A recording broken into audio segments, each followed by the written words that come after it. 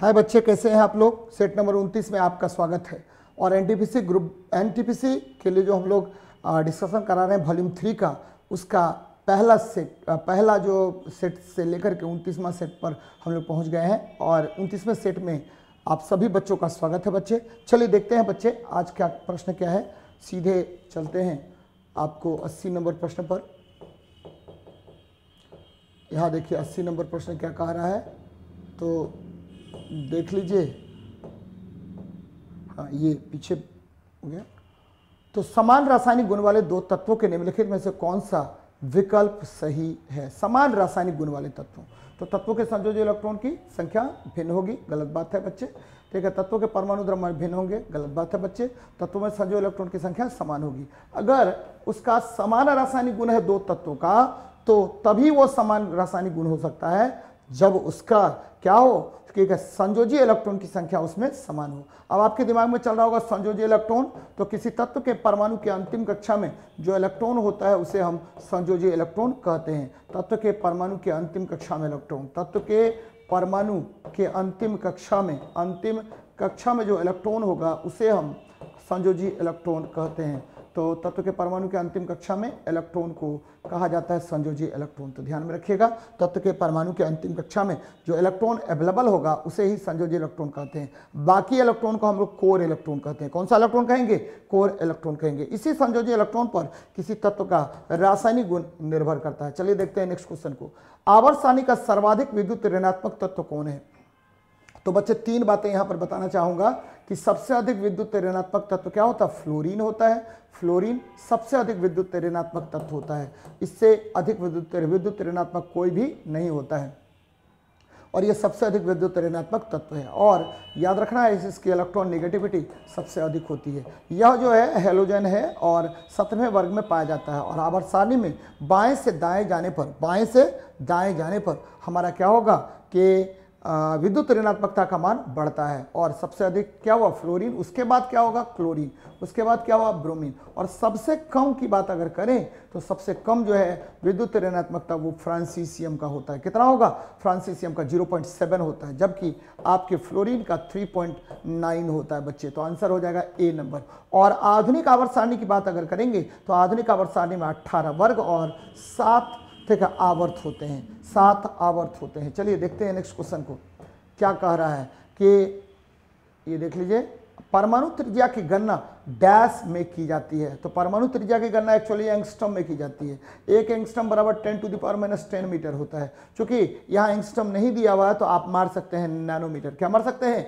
Nanometre मार सकते हैं, क्योंकि एक नैनोमीटर बराबर होता है 10⁻⁹ मीटर। ठीक है, कभी कभी पिकोमीटर में भी मेजर किया जाता है। किसको? परमाणु की त्रिज्या को। याद रखिएगा, सबसे बड़ा परमाणु जो होता है वो सीजियम का परमाणु होता है, जिसकी त्रिज्या 300 पिकोमीटर होता है। जबकि सबसे छोटा परमाणु जो होता है वह हीलियम का परमाणु होता है, क्योंकि उसके नाभिकीय त्रिज्या आपको 31 पिकोमीटर होता है। जबकि सबसे छोटा परमाणु की बात अगर करेंगे तो हाइड्रोजन होता है, और इसका त्रिज्या जो होता है वो 53 पिकोमीटर होता है। तो ये सब बातें आपको ध्यान में रखनी चाहिए। चलिए आगे बढ़ते हैं। नेक्स्ट क्वेश्चन देखिए क्या कह रहा है।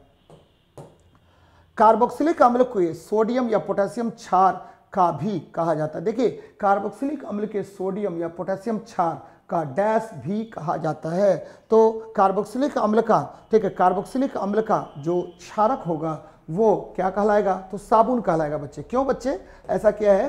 तो वसीय अम्ल यानी कार्बोक्सिलिक अम्ल हो गया। वसीय अम्ल को जब हम सोडियम हाइड्रोक्साइड या पोटेशियम हाइड्रोक्साइड से अभिक्रिया करवाएंगे तो यह क्या देगा? यह देगा आपको साबुन का निर्माण करेगा। और इसमें इस प्रक्रिया में आपको इस प्रक्रिया में ग्लिसरॉल उत्पन्न होता है, और ये ग्लिसरॉल जो है ये उपोत्पाद है। क्या है? बाय प्रोडक्ट होता है। तो साबुन हो गया बच्चे। धुलाई का सोडा की बात करें तो सोडियम कार्बोनेट होता है। सोडियम कार्बोनेट इंटू 10H2O कर दीजिए। ब्लीचिंग पाउडर की बात कीजिए तो CaOCl2 होता है, यानी कैल्शियम ऑक्सीक्लोराइड होगा। Baking soda sodium hydrogen carbonate होता है। तो कार्बोक्सिलिक अम्ल के सोडियम या पोटेशियम क्षार को हम साबुन कहेंगे। क्या कहेंगे बच्चे? साबुन कहते हैं। तो चलिए देखते हैं नेक्स्ट क्वेश्चन को। दाब को किस प्रकार परिभाषित किया जाता है? तो आपको पता होनी चाहिए कि दाब जो है वो क्या होता है? बल बटे क्षेत्रफल होता है। बल बटे क्षेत्रफल होगा, यानी प्रणोद प्रति इकाई क्षेत्रफल, भार प्रति इकाई एकक घनफल, घनफल गलत बात है नहीं होगा, ये देखिए क्षेत्रफल होगा। प्रणोद प्रति एकक क्षेत्रफल को हम दाब कहते हैं बच्चे। द्रव्यमान प्रति ठीक है आयतन को हम लोग क्या कहेंगे, घनत्व कहेंगे, याद रखिएगा ये घनत्व कहलाएगा। द्रव्यमान बटा आयतन, यानी आपको क्या हो गया, द्रव्यमान बटा एकक घनफल, एकक घनफल मतलब क्या हुआ, एकक घनफल मतलब वॉल्यूम हो गया, आयतन हो गया, तो ये आपको घनत्व हो जाएगा।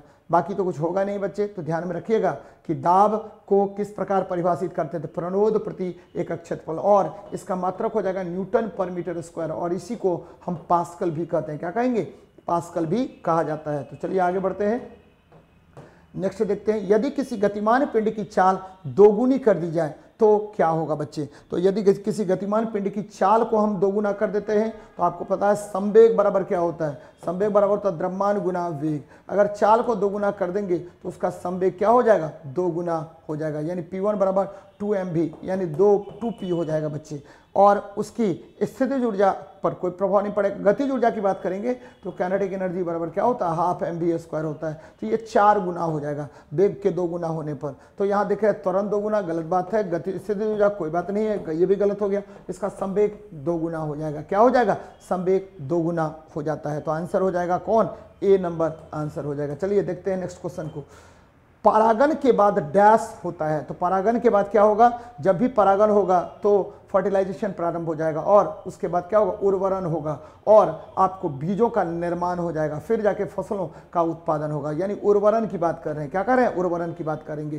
तो ठीक है, परागन के बाद क्या होगा, उर्वरन होता है। प्रस्वेदन क्या होता है, तो वाष्पीकरण का होना प्रस्वेदन कहलाएगा। विभेदन मतलब क्या होगा, एक से अधिक भागों में टूटने को विभेदन कहते हैं। चलिए देखते हैं नेक्स्ट क्वेश्चन को। जब झूले पर बैठा हुआ कोई व्यक्ति उस पर खड़ा होता है तो झूले की दोलन की आवृत्ति क्या होगी। बच्चे आपको पता है कि झूले पर अगर कोई व्यक्ति, मान लीजिए कि कोई व्यक्ति झूले पर क्या हुआ, खड़ा है, यहाँ देख लीजिए झूला बनाते हैं बच्चे, ये देखिए ये झूला है, तो झूला बनाया मैंने, इस पर कोई व्यक्ति को खड़ा कर दीजिए, तो खड़ा करेंगे तो ये देखिए ठीक है, दोलन का प्रभावी लंबाई क्या होगा, घट जाएगा। ठीक है, ये सेंटर ऑफ कर्वेचर जो है, ठीक है, ये यहाँ से यहाँ जो क्या बोलते हैं सेंटर ऑफ मास है, यहीं से जी का मान लगता है, तो इसका मान प्रभावी लंबाई का मान घट जाएगा। तो आपको पता है T बराबर 2π√L/g, तो प्रभावी लंबाई अगर घटेगा तो आवर्तकाल भी घट जाएगा। और आपको पता है कि आवर्तकाल जब घटेगा तो आवृत्ति बराबर 1/आवर्तकाल है, आवर्तकाल घट जाएगा तो आवृत्ति का मान क्या होगा, बढ़ जाएगा। तो ये बढ़ जाती है, दोलन की आवृत्ति क्या होगी, बढ़ जाती है, दोलन की आवृत्ति क्या होगी, बढ़ जाती है। एकदम ध्यान में रखिएगा बच्चे, जैसे मैंने किया है, दोलन की आवृत्ति बढ़ जाती है। कैसे, मैंने बताया आपको कि जब झूले पर खड़ा होगा तो क्या होगा बच्चे, झूले पर खड़ा होगा तो लंबाई, प्रभावी लंबाई घट जाएगी, जिसके कारण क्या होगा कि आवर्तकाल घट जाएगा, और आवर्तकाल के घटने से आवृत्ति का मान क्या होगा, बढ़ जाती है। तो ध्यान में रखिएगा इसको। चलिए आगे बढ़ते हैं, नेक्स्ट देखिए, निम्नलिखित में से कौन पृष्ठीय तनाव का परिणाम है। तो पृष्ठीय तनाव का परिणाम कौन है, तो बच्चे श्यानता पृष्ठीय तनाव का परिणाम नहीं बच्चे, केशिका क्रिया, केशिका क्रिया। पृष्ठ तनाव का मुख्य कारण क्या हो गया, केशिका क्रिया, यानी कैपिलरिटी होगा, क्या होगा, कैपिलरिटी होगा। आपको पता है कि जब द्रव से भरे बर्तन में किसी छोटी सी नली को हम डालते हैं तो द्रव अपने आप ऊपर चढ़ जाता है, द्रव अपने आप क्या होगा, ऊपर चढ़ जाता है या नीचे गिर जाएगा। इस घटना को हम केशिकत्व कहते हैं। और केशिकत्व में द्रव की ऊंचाई या गहराई किसमें, बर्तन में या नली में क्या होता है, 2s cos थीटा बटा r rho g होता है। 2s cos थीटा बटा क्या होगा, r rho g। तो r त्रिज्या जितना कम होगा, ठीक है, केश नली में द्रव की ऊंचाई उतनी ही अधिक होगी। तो याद रखिए, केशिका क्रिया, पृष्ठ तनाव किसका परिणाम है, तो केशिका क्रिया परिणाम है किसका, पृष्ठ तनाव का, पृष्ठीय तनाव का, यह आपको सरफेस टेंशन का परिणाम है। आगे बढ़ते हैं, यदि धातु प्लेट में वर्तुल विवर हो, वर्तुल विवर मतलब क्या हो, एक छिद्र हो, एक छिद्र, हम ये धातु का प्लेट में एक छिद्र है बच्चे, और उसको तापित करते हैं तो क्या होगा, तो बच्चे आपको पता है कि एरियल एक्सपेंशन और वॉल्यूमेट्रिक एक्सपेंशन, यानी आपको आयतन प्रसार या लंबवत प्रसार या किसी भी प्रसार के कारण आकार का मान क्या होगा, बढ़ जाता है। क्या होगा बच्चे, तो आकार का मान हमेशा ध्यान में रखिएगा कि यह बढ़ता जाता है, क्योंकि यहाँ एक्सपेंशन होगा। एक्सपेंशन मतलब क्या हुआ, प्रसार होगा। और प्रसार मुख्य रूप से 3 प्रकार के होते हैं। अगर लंबाई में वृद्धि होती है तो उसको लंबवत प्रसार बोलेंगे, अगर आयतन में वृद्धि होती है तो उसको आयतनिक प्रसार बोलते हैं, और अगर क्षेत्रफल में वृद्धि होती है तो क्षेत्रीय प्रसार कहेंगे। तो इसमें ठीक है, क्षेत्रीय प्रसार होगा बच्चे। चलिए देखते हैं नेक्स्ट क्वेश्चन को, क्या कह रहा है आपका, निम्नलिखित में से कौन सा पदार्थ उष्मा का सुचालक होता है। तो बच्चे अबरक जो है, ठीक है, अबरक जो है वो क्या होगा, उष्मा का कुचालक होता है, उष्मा का सुचालक परंतु विद्युत का कुचालक होगा तो केवल और केवल माइका होता है। बच्चे माइका आप लोग देखिएगा कि हम लोग प्रेस में प्रयोग करते हैं, आयरन में, आयरन जो करते हैं उसमें प्रयोग करेंगे। ये आयरन है, आयरन प्रेस करने के लिए यूज करते हैं। इसमें क्या होगा तो आपको पता होनी चाहिए कि इसमें जो है आपको अबरक का प्लेट लगा होता है जो ठीक है इसको गर्म तो करेगा लेकिन इसमें विद्युत धारा नहीं आने देगा। रबड़ विद्युत का कुचालक होता है, सेलुलॉइड विद्युत का कुचालक होता है, एस्बेस्टस ये भी विद्युत का कुचालक की भांति कार्य करता है। तो ध्यान में रखिएगा कि विद्युत का कुचालक होगा ये सब, लेकिन ठीक है अबरक जो है उष्मा का सुचालक लेकिन विद्युत का कुचालक होता है। तो ध्यान में रखिएगा इस, और इसका सबसे अधिक उपयोग हम लोग विद्युत उद्योग में करते हैं। किसमें करेंगे? विद्युत उद्योग में किया जाता है। नेक्स्ट देखते हैं, खाद्य पदार्थों के परिरक्षक के रूप में निम्नलिखित में से किसका प्रयोग किया जाता है? तो सोडियम बेंजोएट का प्रयोग करेंगे, सोडियम बेंजोएट का प्रयोग करेंगे। देखिए फेरिक क्लोराइड आपको पता होनी चाहिए कि किसी प्रकार का आपको कट फट गया, खून बहना बंद नहीं हो रहा है, उसमें यूज करते हैं। फेरिक क्लोराइड का प्रयोग हम लोग दबाव में करते हैं यानी आयरन टैबलेट्स में करेंगे। फिटकरी का प्रयोग आपको कीटाणुनाशक में किया जाता है, और फिटकरी ठीक है आपको लवण है। क्या लवण है? तो बच्चे आपको पता होगा ये ठीक है द्विक लवण है, K2SO4 into Al2SO4 whole 3 into 24S2 होता है, और इसको द्विक लवण कहा जाता है। सेलिसाइक्लिक एसिड या एस्पिरिन का मुख्य घटक होता है, एस्पिरिन का मुख्य घटक होगा।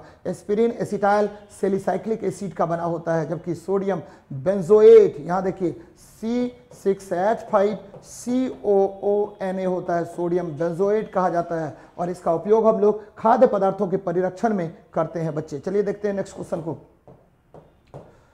ACTH हार्मोन क्या होता है? देखिए एड्रिनो कॉर्टिकोट्रोपिक हार्मोन कहा जाता है, एड्रिनो कॉर्टिकोट्रोपिक हार्मोन कहा जाता है बच्चे ACTH हार्मोन को। और यह हार्मोन का सेक्रेशन जो होता है वो पीयूष ग्रंथि यानी मास्टर ग्लैंड से होता है, और यह क्या करेगा? मास्टर ग्लैंड से इसका होगा। कहाँ से होगा?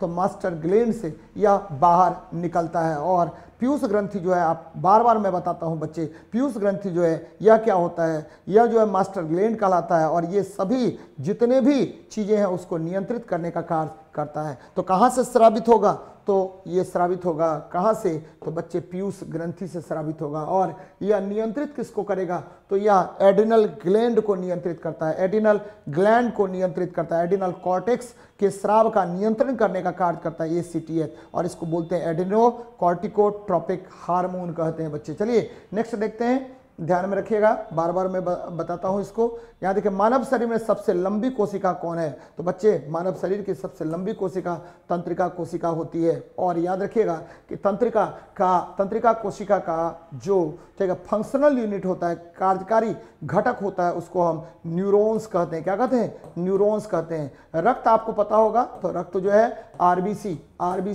WBC और प्लेटलेट्स से बना होता है। RBC, WBC और प्लेटलेट्स का बना होगा, प्लेटलेट्स का बना होता है। अस्थि कोशिका आपको पता होगा कि ये जो है ठीक है अस्थि कोशिका जो है ये ठीक ऑस्टियोसिया से बना होता है। पेशी कोशिका ये मसल्स होता है, ठीक है मसल्स कोशिका होता है, मायोसिन नामक प्रोटीन का बना होता है, मायोसिन नामक प्रोटीन का बना होता है, जबकि अस्थि कोशिका ओसिन नामक प्रोटीन का बना होता है। तो ये सब बातें ध्यान में रखिएगा, बार बार आपसे क्वेश्चन पूछेगा।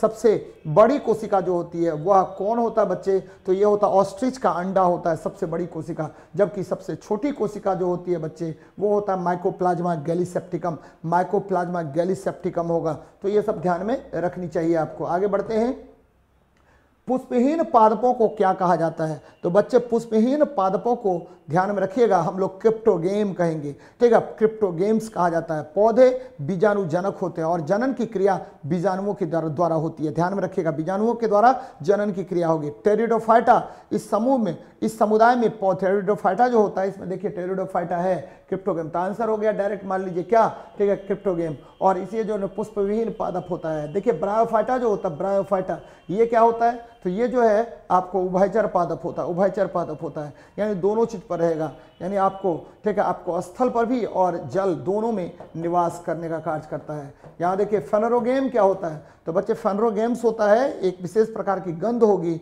जिसके द्वारा ठीक है पौधे जो है पौधे ठीक कीटों को अपनी ओर आकर्षित करती है, फेनरोगेम्स कहलाता है।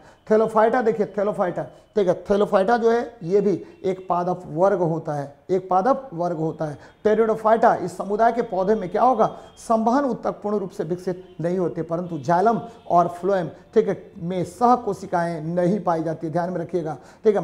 मरुद भी जेरोफाइटिक क्या होता है बच्चे तो मरुस्थल में उगने वाले पादप होते हैं। चलिए, तो ये सब ध्यान में आपको रखनी चाहिए। आगे बढ़ते हैं, नेक्स्ट क्वेश्चन देखते हैं क्या कह रहा है। यहाँ देखिए, रेंगने और विसर्पण करने वाले कशेरुकी जंतुओं को किस श्रेणी में कहा रखा जाता है, तो रेप्टेलिया में रखते हैं बच्चे, रेप्टेलिया में रखेंगे। जैसे आपको सर्प ले लीजिए, सांप ले लीजिए, ठीक है, बहुत सारे जीव, ठीक है, सरीसृप वर्ग में आते हैं। सरीसृप वर्ग के प्राणी में सरीसृप वर्ग का प्राणी जो है वास्तविक रूप से स्थलीय प्राणी होते हैं। इनमें 2 जोड़े पाद होते हैं। कंकाल पूर्णतः अस्थिल होता है, अस्थिल बोल रहे हैं, अस्थिल नहीं बोल रहे हैं, अस्थिल बोल रहे हैं, और श्वसन फेफड़ों के द्वारा होता है। और ये जो रेप्टाइल्स है ये एक प्रकार का अंडा देता है, अंडा देने वाला प्राणी है, और अंडे के चारों तरफ का जो आवरण होता है वो कैल्शियम कार्बोनेट का बना होता है। जबकि मृदुकवची, आपको ऑक्टोपस जो है मृदुकवची है, स्तनधारी ये बड़ा आपको विस्तृत प्राणी होता है, और ठीक है, हम लोग क्या है स्तनधारी की श्रेणी में आते हैं। उड़ने वाला स्तनधारी कौन होगा बच्चे, तो उड़ने वाला स्तनधारी चमगादड़ होता है। उभयचर मतलब एम्फीबियंस। फ्रॉग क्या है, तो फ्रॉग एम्फीबियंस की श्रेणी में रखा जाता है फ्रॉग्स को।